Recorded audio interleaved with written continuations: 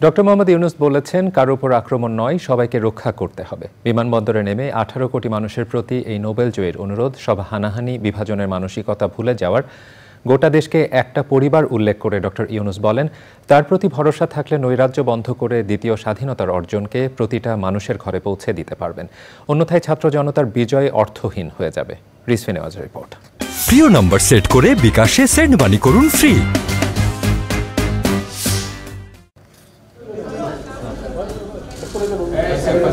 বৃহস্পতিবার দুপুর 2:10 হজরত শাহজালাল আন্তর্জাতিক বিমানবন্দরে অবতরণ করে শান্তিতে নোবেলজয়ী অর্থনীতিবিদ ডক্টর মোহাম্মদ ইউনূসকে বহনকারী এমিরেটস এয়ারলাইন্সের উড়োজাহাজ। অন্তর্বর্তীকালীন সরকারের প্রধান হিসেবে শপথ নেওয়ার আগে ভিআইপি টার্মিনাল এলাকা তো বটেই, আশেপাশে অসংখ্য মানুষ শুভানুধ্যায়ী।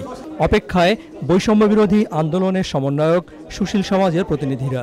শিক্ষার্থী সহ কয়েকশো মানুষের রক্তের বিনিময়ে অর্জিত মুক্তি কৃতজ্ঞ চিত্তে স্মরণ করলেন ডক্টর মোহাম্মদ ইউনূস।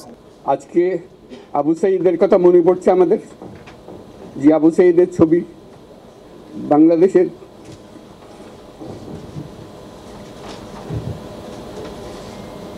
প্রতিটি মানুষের মনে গেঁথে আছে, এটা কেউ ভুলতে পারবে না। কি অবিশ্বাস্য একটা সাহসী যুবক, বন্দুকের সামনে দাঁড়িয়ে আছে, এবং তারপরে থেকে কোনো যুবক, কোনো যুবতী আর হার মানে নাই, সামনে গিয়ে আছে এবং বলছি যত গুলি মারো, মারতে পারো, আমরা আছি।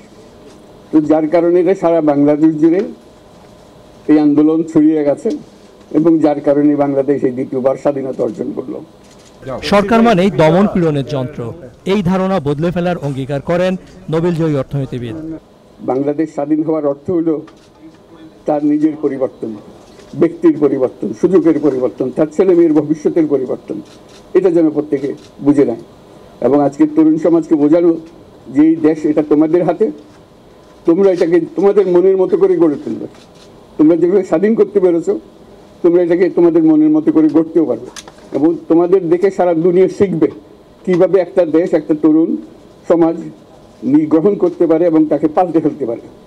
জাতি, ধর্ম, বর্ণ নির্বিশেষে সবাই যেন নিরাপদ বোধ করে এমন পরিবেশ নিশ্চিত করার কাজ শুরু হয়ে গেছে, আশ্বস্ত করেন ডক্টর ইউনূস। সরকার বলে একটা জিনিস আছে, কিন্তু মানুষের কোনো আস্থা নেই। মানুষ মনে করে সরকার একটা দমন পীড়নের একটা যন্ত্র, যেখানে পায়, যেখানে সুযোগ পায় তার একটা কষ্ট দেওয়া, তার থেকে নিংড়ে দেওয়া, যে সকল স্তরে।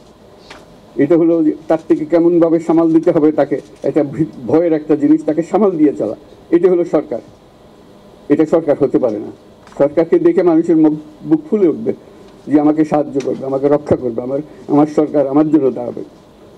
সরকার তার জন্য দাঁড়ায় না কোনো সময়।